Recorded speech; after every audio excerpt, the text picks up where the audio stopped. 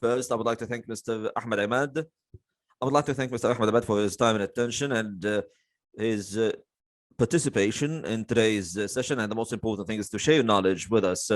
Mr. Ahmed has more than 10 years experience in data visualization, and he's using his long-standing experience and vast knowledge to increase the return on investment by using the power of data visualization. He transforms regular reports to data visualized reports, and this may lead to the transformation of everything in the future. Welcome, Mr. Ahmed. Hi, a pleasure to be with you. Thank you very much for this wonderful introduction, and thank you for inviting me. Before we start, this session will be divided into two sections. The first section will highlight the most important technologies and examples of how to transform raw data into knowledge for the decision making and to translate these data into initiatives. And the second initiative will launch the International Knowledge Index. First question has to do with the process of transforming data into knowledge. Before the rise of COVID-19 pandemic and the subsequent results, we had really a great deal of data. And for many years and over the past years, I've been talking about how to use this data and how to share the data with the public.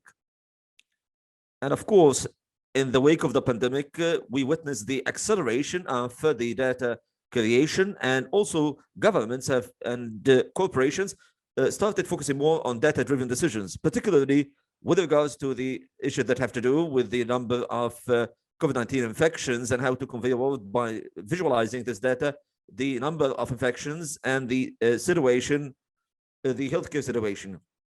The question is, what is the importance of data-driven decisions and what are the most important steps to ensure its success? As you have kindly pointed out, the issue that has to do with data has become really an integral part, not just for any company, it's for any individual. Even when I've given an example of COVID-19 pandemic, how do we know now the COVID-19 pandemics? We know these indicators through figures, charts, and diagrams, which show whether the curve is going up or down in terms of COVID-19 infections. So just given a figure does not really determine how many infections we have or fatalities or the number of deaths or the number of recoveries and so on. All of these are indicators which make data really project this meaning. When we log on to a website, we see the overall image. We see a number of figures that give us the number of infections that we have had today, the number of recoveries, and the number of deaths. So these are figures which reflect an indication upon which we can base our own decisions. For instance, some countries may initiate partial lockdown or complete lockdown due to the pandemic. According to this data, we can really take this decision or another. So all the time, we need to make decisions based on data, based on the figures that we have and the charts that we have. So, and the thing that through which we can do this. And when you talk about the dashboard and how to transfer data by using these using dashboards, we will be talking about dashboards today. All the time, we need to make decisions based on data and not based on my personal experience, not based on my personal understanding of the business. I may be an expert in a business. I have a massive experience in a certain domain, but data gives me the indicator where to go. So I may be, if I have a small business, I can make decisions quickly. Somebody say, I have the entire concept of my business in my mind. I can make the decisions on the spot. But once we have a bigger business and have a lot of data, it is very difficult to make the decision on your own. You must have data, and you have well-regulated data, which is in the form of dashboard or reports, through which we can make decisions to improve my own business or to enhance it, and not just base my decisions on instinct or make random decisions without any reference points. Mr. Ahmed, maybe when we look at the process of transforming data into knowledge and reaching the dashboard, and we'd like to apologize actually, because this is something that we'll touch upon later on, the issue of using, we'll be using some terms in English, because even in the world of programming, some of these terms are not used extensively. So We apologize for having to use,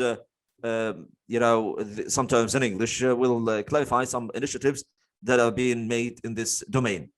So the floor is yours, Mr. Ahmed. Go ahead. Now let's start the presentation.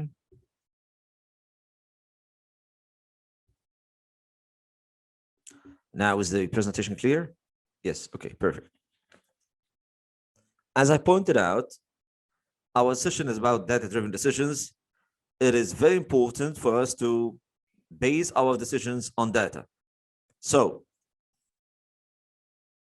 based on my own experience in data visualization and powerful insights, we are specialized in how to analyze and create visualization of data to be in the form of dashboards. I worked a lot on in the field of data visualization and how to project dashboards. Most of the companies that I give implementation for and give them training of how to visualize their own data, they used to have a lot of data. The first thing that they thought of to be able to project this data in dashboards, they used to buy software. So they purchased software, and I'll tell you about the available softwares for data visualization in the market and what are the highly recommended softwares in this regard. However, after purchasing the software and having the dashboard, still the dashboard does not really appeal to the higher management. Why? Is there a problem with the software? No, but there are techniques and concepts which you should know first to display the dashboard. So it's not the problem with the software, but what are the techniques of data visualization? Data visualization is, in brief, how to display the data in a simplified and clear manner in the form of a dashboard where we have figures and charts which enable me to take the right decision to enhance or improve the performance of my company and enable it to go further and become better. So let's start by an example of a dashboard. Here we have sales performance dashboard. We have figures and charts. We have the sales and the total quantities that have been sold and the total profits and the sales per every region and the sales per category. In this dashboard, can it enable me to make a decision? Should I make a decision based on this dashboard? Through this dashboard, I have this. My sales here is 733,000. I don't know if this figure is good or bad. Is the regions here, the regions that I have are the highest one and the lowest one? Is this the south region? Is this the lowest region in terms of sales? In order to display my data properly, I need to clarify the information or the so-called indicators of how to make the proper decision. For instance, if I see the dashboard in this domain now, I can tell that there was an increase in the sales by 20% compared to the previous year. Now here, the chart here is the central region. So the sales reduction happened in the central region. So it's not the south. The south has not witnessed any increase. Maybe the sales are a little bit low in that region, but there's nothing wrong with that. But we have seen a reduction in sales in the region, and this region requires my attention. The difference between this dashboard and this other dashboard is that here I have insights. So this means that the management cannot see this piece of information, as the management knows exactly these figures, but they need something that can tell them or point them in the right direction. So we let the data speak. This is something that we always say. We need to let the data speak. If you're not a decision maker and you're going to display the data or display your report on the board or something, then you will let the data project the decision. Say we have a drop here. We have something that happened in the sales at the center decision and at the central region compared to the previous year. So can I just give them the sales figure and that's it? No.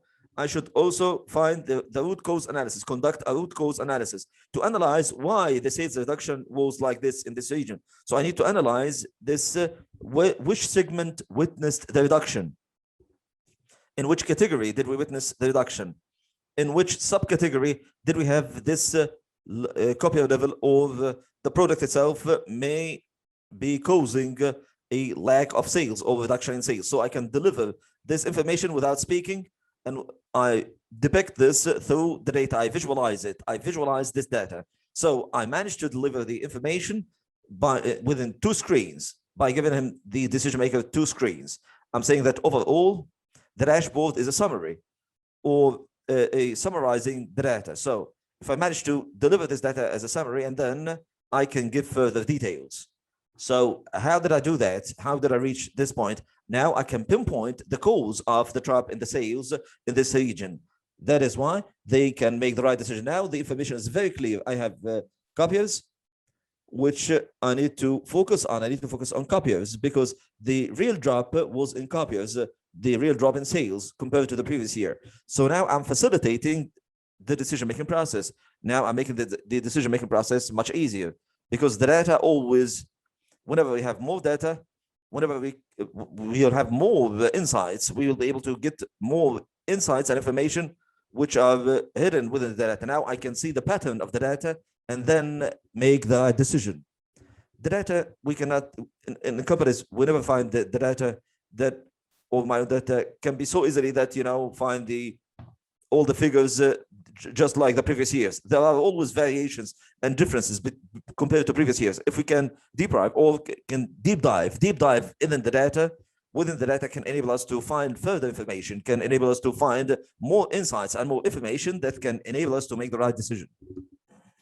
We have seen now how we can have an overall view of the dashboard and how we manage to obtain insights or to deliver information in a way that enables the decision maker to make the right decision. So before making the dashboard, we've had an example. Before doing that, we need to know who will be receiving this information. The audience, in this case, is it the CEO, the chairman of the board, or one of the managers in the company, or the head of the department? I need to know the target audience because I need to understand what do they want to see. If you are making a presentation or given a presentation and you are given the presentation to the chairman of the board or so, he doesn't really have much time to listen to many details that you have to say. Quite the opposite, when you are making a presentation to your manager or to one of your colleagues, they need more details. They need further details. But the chairman of the board, he does not really have much information. For instance, when I display anything about the company, I want to know, with the company winning or losing, are we making profits or making losses? Do we have profits or losses? Have I achieved our targets or not? This is the critical piece of information that the chairman of the board needs to know on the spot. So I need to know who is my target audience. That is why we have the story structure. The data that I have is more like a story. The data is more like a story. How can I tell this story? We divide our story or our data into 3 sections. The first section is the start of the story. Then we have the middle, which are the details, and then we have the end or the conclusion. So what do we do in this regard? We have the start. We need to know who our customers are. The customer may not be external. The client or customer may be internal. In this case, it may be the CEO or the chairman of the board or my colleague or the manager. So we need to display the data and the objective. What do they need to know? I need to give them the information they need to know. It's not just like about a report about sales. What do you want to know about sales? Where are we selling the best, or what are the top selling products or services? I need to know exactly what you need to know, the things that you are focusing on, so I can display the proper data to you. So I need to know my target audience and what they need. Then I put the story elements. The story elements here are the type of data that they want to see for every region, for every product, for every salesperson. They want to know what they're doing every month or every year. What type of details do they need within this dashboard? So in the end, we have actions or insights. The dashboard that we have should give us the ability to make a decision or to get a piece of information that they didn't know before. That is why it is important when we display the data that the presentation should not be started by information that they need to know. In the presentation, we'll say when we start in front of the audience and start presenting, we need to attract the attention of the audience. It's something called and it's not like a hook, to hook or to attract his attention. I need to give a piece of information to listen to my presentation attentively. So I need to deliver them to deliver at the end of the day insights or action items. For instance, in the data that we've said, we said that we are in a region. One of the regions witnessed a reduction in sale or plummeting sales. This is something that we will display the dashboard. So I want them to say that you will be able to make a decision based on this piece of information. So the dashboard, at the end of the day, should enable me to take action or to deliver a piece of information. And the insights here should be based on insights. Based on this information, I can make a decision. The role of the dashboard is to enable them to make the proper decision. So this is another example of a dashboard. We have here the status dashboard, which shows the performance of every department through a single figure. So we have leads, calls, new wins, days, ARs, on time, bugs, and so on. Every department has a figure. Here we see 97% on time. So I deliver 97% to clients on time. This is a very good rate. But why is it down in orange? Why the arrow is going down in orange? And there seems to be a problem here. The green always means that I'm doing well. My performance is good. The orange here, why is it referring to downwards? Because here, compared to last week, the rate was 98%. If I did not compare it to the previous week, 97 would sound very nice. So it is important to assist the top management or the decision maker to make the right decision. Here I may say that shipping is very good, actually. It's 97%, so it's good. No, I'm saying that the data indicator shows here that it is down, it is downward. There is a drop here, and I'm saying why there is a drop. I'm delivering a full piece of information. So just a figure, one figure here. The figure should not be a host of charts. It could be a chart and a figure, or just figures, and saying that we have this figure compared to the previous month. You should understand that you should understand the importance of these indicators. When we look at this dashboard, if I move to the other side, I will not remember if the previous number is 914 or whatever, but I may remember the indicator. I may remember the indicator. That's why data visualization is important. It's a science. And at the end of the day, I will show you a number of references for the data visualization. Data visualization has a number of techniques that we use. When we talk about the story and telling a story, and then talking about simplicity, how to display the data in the form of charts, simplified charts that are simple to understand without too many complications. And utilizing colors is very important as well, to use the proper colors for my data, and to use 5 to 7 colors in the dashboard and drive the focus. How to drive the focus, how to attract attention. I'm using a number of techniques, such as using indicators. These arrows that you see on the screen, they clarify and show. Here we have 3 green arrows and 3 orange arrows. So we are having a problem with these 3 orange arrows, and even here we see that the row, we see here the arrow is in green, but it is down. It's shown a downwards. Why? 32 days compared with 35 days to collect the invoices. So the more I collect the invoices in a shorter period of time, the better it is. So when I see it 32 days, it is green. Green means that it's good. The arrow is going downwards because we have reduced the number of days, and even when we were able to finalize the collection of these invoices over a short period of time, that's much better. So I may even write down this piece of information. When I have a smaller number of days for collection, the better. So we can use the arrows in a way that can reflect information. We call them pictures. So we say a picture is worth 1,000 words. A picture is worth 1,000 words. So the picture retention in the memory is much longer. So utilizing these arrows is very important to show whether we have the proper data or not. The second dashboard, we have a number of examples here while talking about how to create dashboards. The dashboard here, we are saying that we have a problem with colors. We are using 2 very close colors, and the color degree here is very close to one another. It is very important when you select the colors of the dashboard. We need to focus on the colors that are similar to my brand, because this goes beyond the meaning of color. If we're using red, if we have sales going downwards, we should be using red color, because red color is alarming.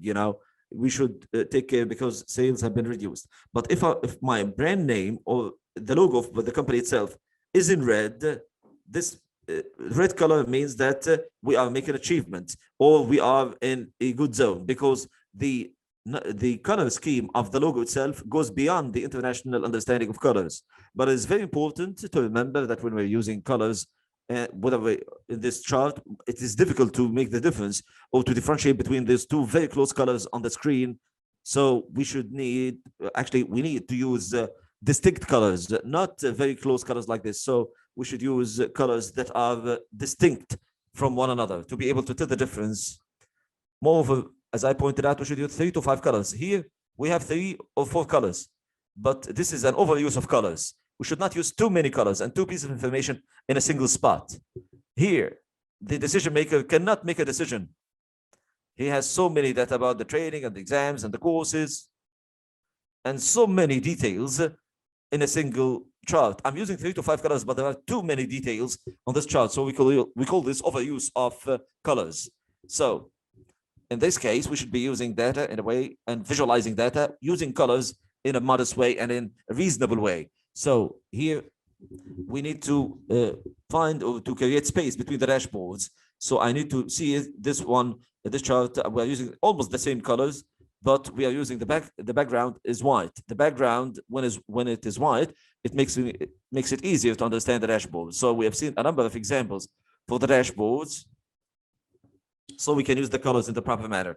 When we design the dashboard, what are the steps for designing a dashboard to be able to display the dashboard in a simple and clear manner? The first thing, we need to make a list of KPIs. For the KPIs that we have, we need to write them down first without any proper arrangement.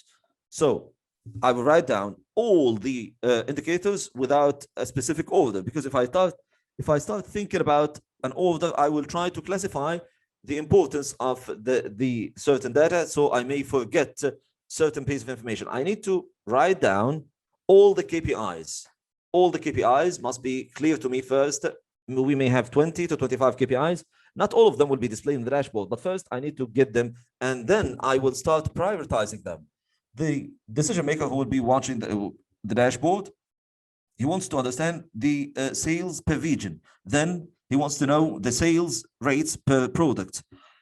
Then let's say he wants to see for the sales for every year, and the sales for every month, and the sales for every country. So we start prioritizing this data after we have listed all the KPIs that we have.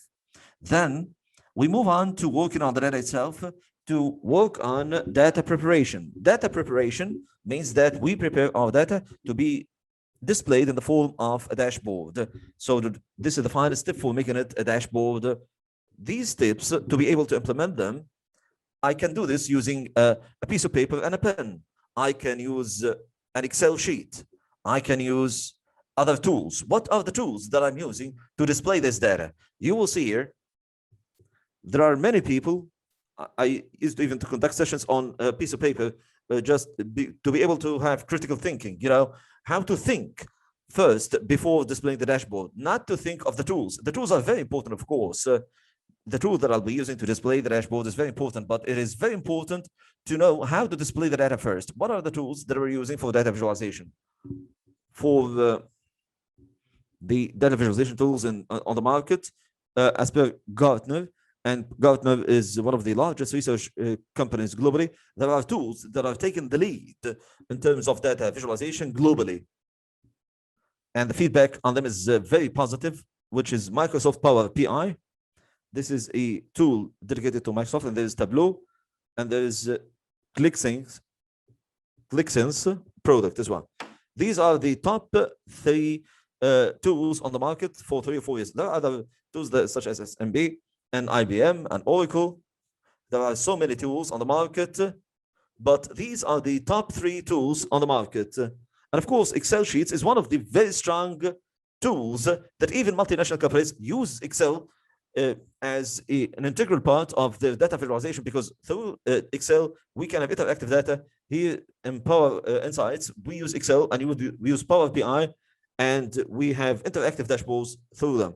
So the utilization of tools, through these tools, and within those tools, we can use another programming language such as R and Python as programming languages. They are dedicated to data science, to have collection or to have forecasting. Let's say for the upcoming 3 or 6 months, how will they look like? So I start using within those tools programming languages such as R and Python, and now there are other tools that we use ready-made tools, charts that are ready-made that we can use on the spot, just feeding the data into them, and then we'll have the data displayed directly and have the insights easily through the tool itself without having the need to learn a programming language. Many tools have many service tools. If I'm not a specialized technical expert in this domain or the field, work in the field of the IT department or so, I can display my own data by using drag and drop. I can just move the data in a simple manner and input my data, and then I can display the dashboard. Let's use 2 examples here of how to list the KPIs and conduct these steps, list the KPIs and priorities, and then make the dashboard. Some quick examples about this part. Here we have a list of KPIs, which is project tracking, project progress, actual versus budget, and the project resources utilization. Here we have priorities. The most important thing is to find about project progress, and then project spending, how much did I spend on the project, and the resources utilization. Then we have the task completion. So we start, this is the data that we have, the projects and the data. If we display them in a form of tables, it will be difficult to understand them or to, so I'd like to introduce them as dashboards. The arrangement 1, 2, 3, 4, this is the way I see the dashboard. When I see a dashboard, if you they conducted that research and found that 90% of people who have content displayed in English, they see it like this. If we do it in Arabic, it will be in the form of Z letter 1, 2, 3, 4. But in Arabic, if it's in Arabic, the 1 will be to the right. So if it's right, if it's in Arabic, it will be from right to left. So the most important piece of information goes to the left in English and to the right in Arabic. So here, this is the project progress. Then moving on to the project spending, actual and spending as compared to the budget. I see that here, this project witnessed the largest amount of spending. So I'm highlighting it in red because we've had a very high level of spending on this particular project. The project utilization, resources utilization, the people working on this project, how did I engage them, the level of engagement, and how far they have been working all the time. So we have each project and project utilization level, and then we have the project remaining tasks. So now I have transformed my data into a summary, into a dashboard. What does it mean? It means that we have a summary of all data in a single page. This is the scientific definition of dashboard, a summary of data on one page.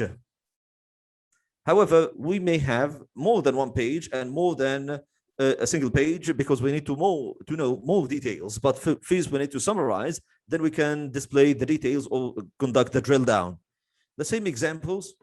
Let's, I know in the interest of time, I know this is another example. The same thing that has to do with priorities and data preparation, and then we transform into dashboards. We have variance, we have actual against budget, we have the revenues and the net income, and then we have a trend of actual versus budget, and what are the months that we have the budget on time or in excess. So we have seen the actual and budget. This is in bold font because it is more important.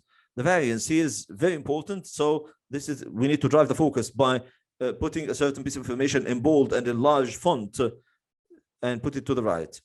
The last slide, we'll be talking about the return on investment. After we've seen this, we have seen a quick summary of the dashboards and how to make our decision based on the dashboards. Why did I invest our time? Or working on improving the format of my data and displaying them as dashboards. As a company, it is very important for the company to be able to achieve the revenues. As an individual, as an employee in a company, what is the return on investment for me? What I will benefit from actually will benefit on many levels. First, my own time, I will save a lot of time because I have summary of data that will enable me to display the data in a well-regulated manner. As you see on the screen, the money. When we have a promotion, a potential promotion or so, I'm someone who can deliver the information to the management in a much better way. So I will be always in the spotlight. And because I have the ability to deliver the information properly, and for any potential promotion or obtaining a high status at work or being transferred to a better department, this will be something that will be taken in my favor because I can deliver the data to the top management in a very attractive manner and in a very easy manner because I'm spending much less time, and at the same time, I'm delivering the information very quickly and efficiently. These are reference books. If you want to read more about data visualization, these books can enable us to read more about this. The importance of data visualization is not technical. You don't have to be a graduate of the Faculty of Engineering or a computer engineer or an expert in IT. You can work on this domain easily. And by using a number of simple techniques, you can use them for presentation. Thank you very much. And sorry for taking up too much time. I have taken much time, but I hope you have benefited from my presentation. And I hope that this information is beneficial to you. And we're always working on dashboards, and we can display the data in the proper and simple manner to be able to make the proper decisions and enhance the company's performance. Thank you very much, Mr. Ahmed, for this wonderful detailed presentation and the examples. The most important thing about this dialogue that based on these examples, we have a number of participants now today who know the reality of data and how to transform this data into revenues, not just financial revenues, but also for governments. And importantly, also, you have facilitated my role as a moderator. Sorry for moderating the session, because you have answered most of the questions that we received in the chat. So before we proceed with some of the questions that we have, I want to say something here. We've received many questions about the Arabic language and the importance of transforming these techniques. And you've kindly pointed out the techniques and the softwares and the techniques. So I believe that the knowledge project, which is conducted in collaboration between the Mohammed Rashid Knowledge Foundation and the UNDP, United Nations Development Program. So we are displaying this in this session and the data that we have to increase the Arab digital content. And here it is very important, and you may agree with me, we need to encourage Arab young people to develop their programming skills. They may have Arabic-based applications. We cannot talk about this without mentioning the 1 Million Arab Programmers Initiative, which is part of Mohammed Rashid Global Initiatives. Some of the questions that we have received before moving on to the second segment of our webinar, they ask if there are key requirements that must be present for the infrastructure so we can utilize the outcome of these data analysis for making decisions. Is there a certain infrastructure that we need, or the process can it be facilitated without a complex infrastructure? The entire concept is that you need to have the data in a database or databases that are available. Some companies, if the volume of business or the company itself is not very large, the data may be available in an Excel sheet. So through the Excel sheet, you can still use it. And when we have larger databases, they are more safe and secure in terms of reaching the proper decisions. However, the softwares and the tools that we have mentioned can connect you or to the databases that you already have in the company and enable you to display the data properly. Or if you're using an Excel sheet, you can use it on an Excel sheet as well. So the concept of just having databases, this is the only and the main tool in this. For the screen sharing, can you stop sharing the screen? Because before we start displaying the international knowledge index and to see how the knowledge project focused on this partnership between MBRF and the UNDP.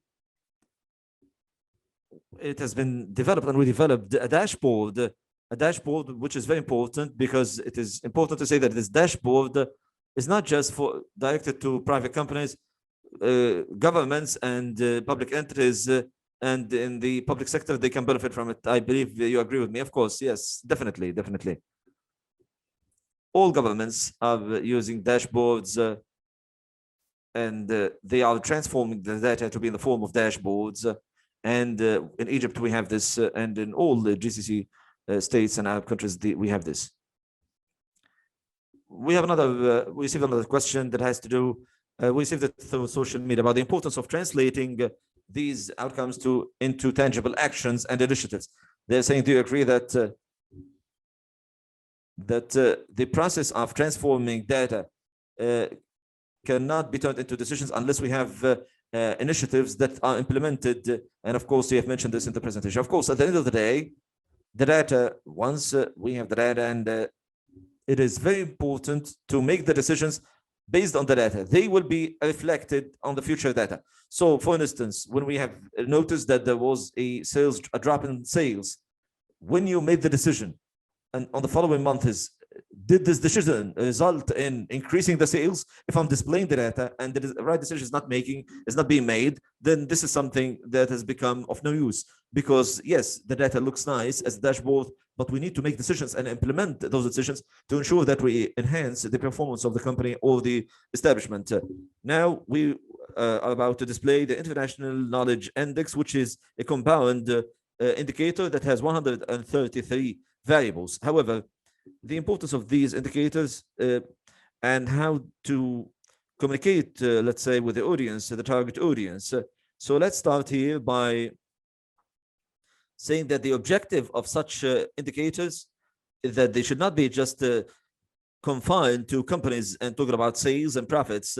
Now the knowledge project transformed this raw data, which is available to everyone. We obtain this data and we put them within the scope of the international knowledge indicator to enable countries to move towards a knowledge-based community and a knowledge-based country. So we have taken this data through envisioning those data and transforming them into initiatives and working with the Arab young people and the public and private sector to develop the knowledge sector in the Arab region. I would like to once again to stress that the International Knowledge Indicator lists the performance of 139 countries in 7 domains, which is pre-university education, technical and vocational training, higher education, research and innovation, IT technology, economy, and empowerment environment, or empowering environment. It is the main outcome of the partnership between MBRF and UNDP. It has been issued regularly since 2017. It uses 133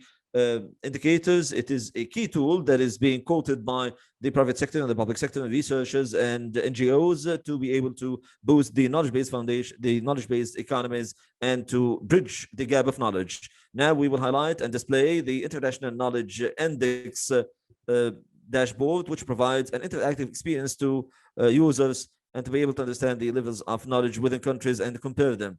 Now let me put it on display. I will share the screen. Excuse me.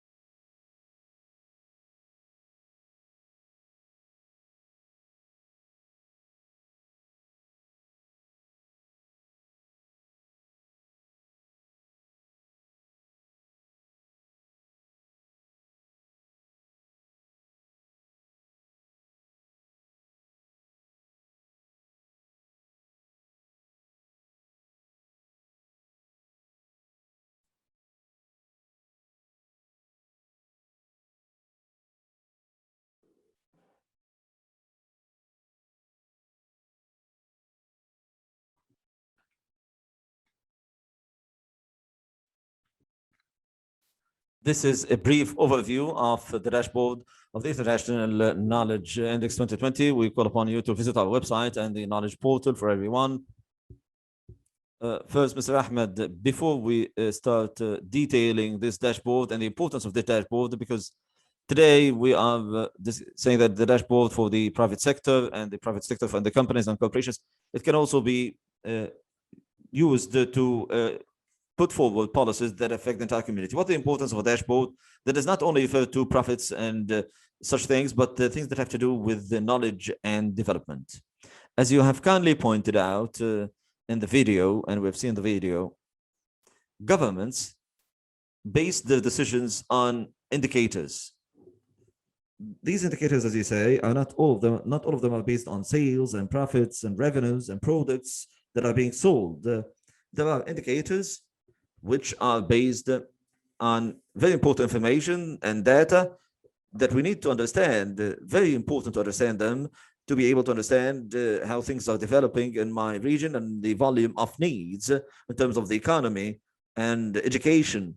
They have different indicators that we can see, and they are not being measured in terms of sales figures or so. They have other indicators that we need to understand.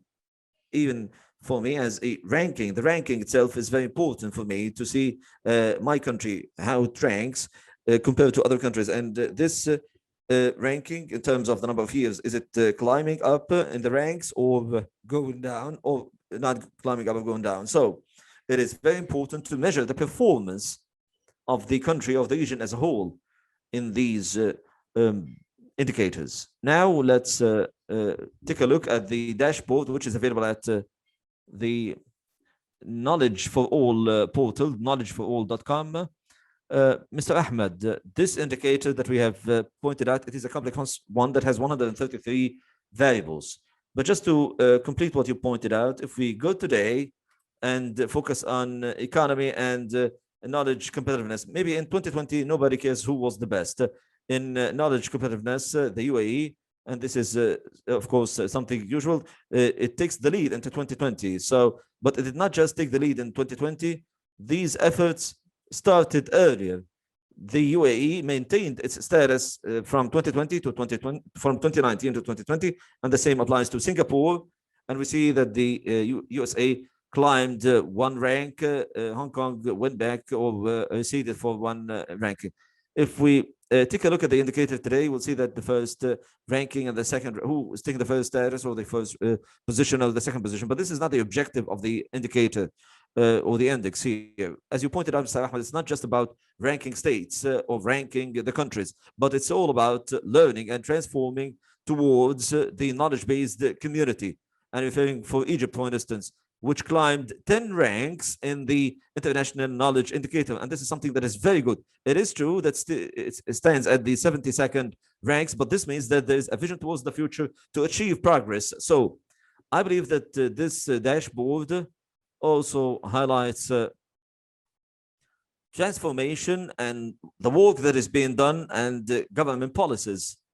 Before moving on, I have another question for you. It is very important for us in the knowledge project.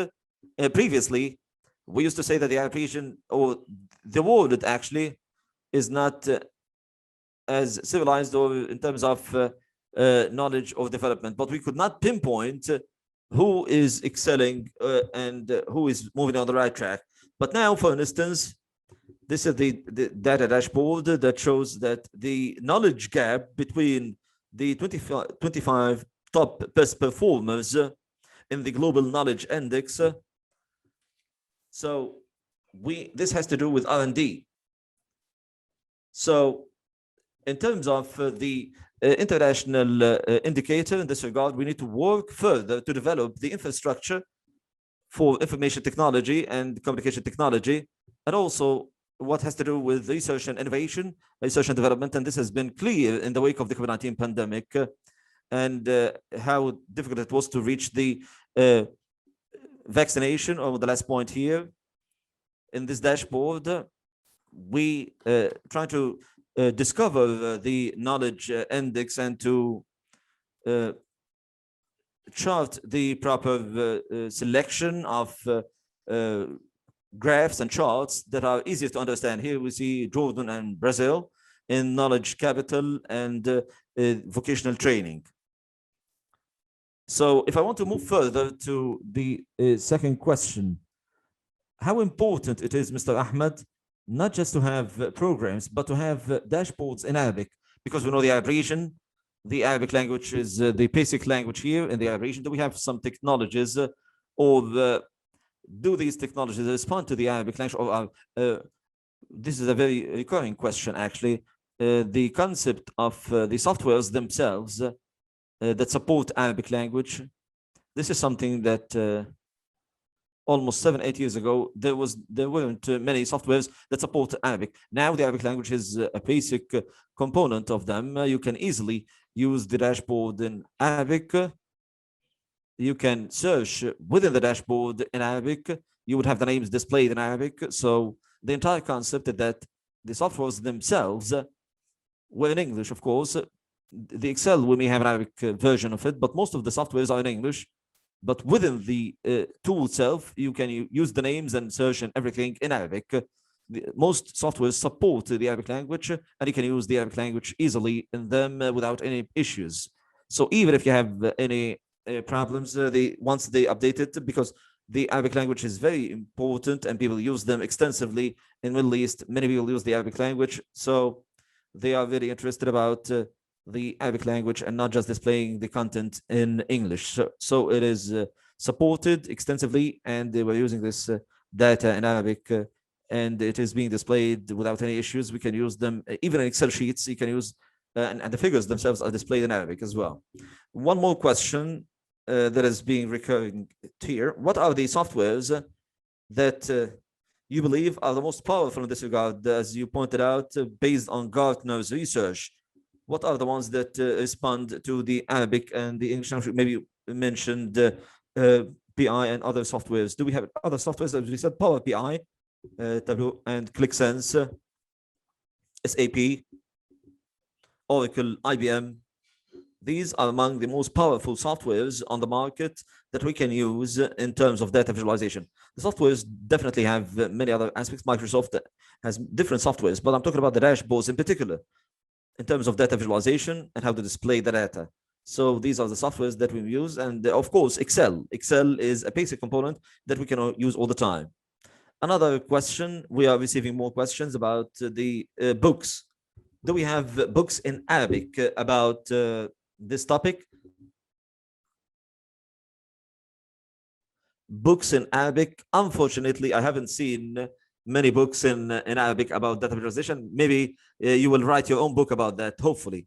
No, unfortunately, I have not, I don't recall any books in Arabic in this domain. Most books in English, most books are in English, and you will see the figures of the charts. They are not using a complex English language. They're not using difficult terminologies or jargon, because they are displaying the data and talking about colors and easy things. So far, I have not seen any books in Arabic in this domain, but maybe there might be books. I'm talking about data visualization in particular. Definitely there are books in Arabic that have to do with programming and the software itself. And there are definitely books in this domain, but I'm talking about books about data visualization. There is a limited number of authors who write about this topic. We are actually having so many questions. We have another question that has been repeated several times. We talked about dashboards. Some people are asking about data processing, the pre-processing before reaching the dashboard. How do you process this data? How can we process it, and how can we validate its quality before we proceed to the dashboard? One of the rules of the dashboard is to validate the information properly. You know, when we are about to display information, we may display information and we find that there is an indicator where the figure, it is very difficult to have this figure, and we have a blank next to it. The name of the indicator itself does not exist. So part of the dashboard is to have the data quality check, which is the pre-processing of data.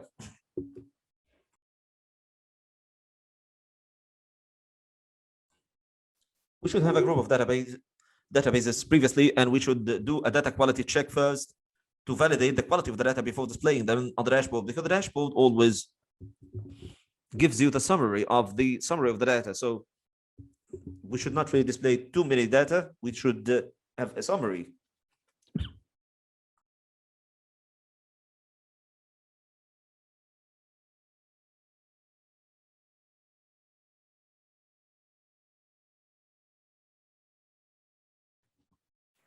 Part of the data has to do with data quality. We have also a reference to Python and to R languages. A lot of people are talking about these programs. As you've kindly pointed out, many people are referring to this point. So Python and R are actually programming languages that we use in more than one tool. They are being used mainly in the data science domain. The data science domain enables us at the end of the day to have presentations on predictions, to be able to provide predictions and say that we have indicators. So how will they look like the next year on the upcoming 5 and 6 months? It enables you to have some sort of prediction. The R and the Python are among the languages which we need to work on extensively to be able to use them within Power BI. We can use R and Python, but as we pointed out, some tools provide part of the techniques that we can use in data science. They are already ready-made, so we can avoid exerting too much effort. Maybe I'm not fluent in this programming language, whereas clustering or regression or classification, I need to use these tools even if I'm not fluent in this particular programming language. The last question before we conclude this session, definitely there are, you have much more knowledge, but we will take no more questions and it will be sufficient. The last question, based on your experience, Mr. Ahmed, do we have an increase in demand for the jobs with regards to the data-driven decisions and the data users within the last 10 years? Can you give us an overview? Are companies focusing more on data, particularly in the Arab region? We know that globally we have an international trend in this regard. There are even policies that support this process. However, in the Arab region in particular, do we have further demand and increasing demand for this topic? Definitely. This is definitely the case. As you pointed out, the 1 million programmers initiative and the data analysis and displaying of data, even data visualization, was not really taken the lead 10 years ago. And there are many books about that. But the important point is that now we are witnessing people who have the title of data visualization specialist. So this has started to appear as a title and a job in a number of companies. We have companies that have teams of data visualization experts and specialists. Our company is specialized in this particular domain. There is a great deal of demand and a great deal of need in this regard. And many people have switched their specialization. And even if I'm, let's say, an older individual, maybe I'm over 40 years old, yes, I can switch to the data visualization domain because this domain is based on data analytics and data analysis. So if I have experience in this regard, I'm able to switch to this domain directly without having to study an entire domain from scratch. So I can switch to it easily. There's an increasing demand in this regard, and there are many scholarships and initiatives and many courses available in this regard. So you can cope with what's happening in the technology, because as we said point today, there are jobs that will cease to exist. The data analyst or the data visualization specialist or the data scientist job is one of the top jobs that will continue to survive in the upcoming years. Since it is one of the most talents and most skills that are in high demand and will shape the future, the KnowTalks will touch upon these topics in the upcoming sessions. Mr. Ahmed, I would like to thank you for this knowledge that you have given to us. Maybe today we have moved from this raw data to knowledge and to insights and to the initiatives in the wake of this data. Thank you very much. Thank you very much. I would like to thank all the participants. We apologize if we couldn't cover some questions because we have received many questions. It's a great honor and pleasure to be with you. Thank you very much. Thank you for the invitation. And hopefully we can prepare another session about this topic. I would like to thank the UNDP and MBRF for holding these KnowTalks, which are not just in Diony that we need here in the Arab region, but globally we need such talks. And I would like to thank the participants from all over the world. Would like to thank all of you, and we hope that the knowledge discussion and knowledge talks will continue after this session through our social media channels. Mr. Ahmed, the UNDP and BRF, I would like to thank you. And we can communicate through social media, knowledge for all, and MBRF news channels and the social media channels of MBRF. We are more than happy to communicate with you. We see you in the upcoming session because we are very interested in knowing your opinion. And to convey the knowledge that you care about, we'll have a poll at the end of the session. Please complete this opinion poll at the end of the session. And thank you and goodbye.